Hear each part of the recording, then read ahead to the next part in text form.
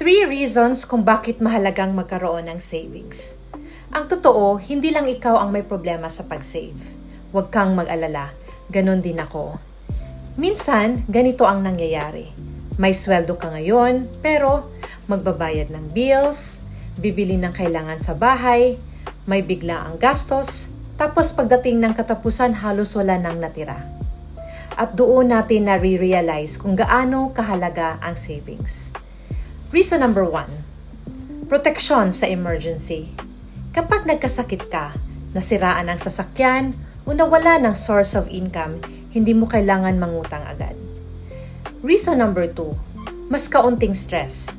Mas mahimbing matulog kapag alam mong may nakatabing pera para sa mga hindi inaasahang pangyayari. At reason number 3, mas maraming opportunity. Kapag may savings ka, mas handa kang mag-invest, magnegosyo o samantalahin ang mga oportunidad na pwedeng magpalago ng income mo. Kung nahihirapan kang mag-ipon, subukan mo ito.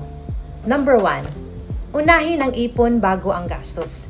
Kahit 5% o 10% lang ng income mo.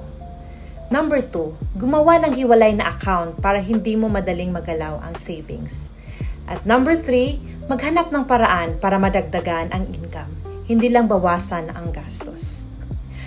Kung gusto mong matutunan ang simpleng strategy na ginagawa ko ngayon para makapag-ipon kahit sa maliit na budget at magkaroon ng mas magandang financial future, type strategy sa comment section para mag-guide kita.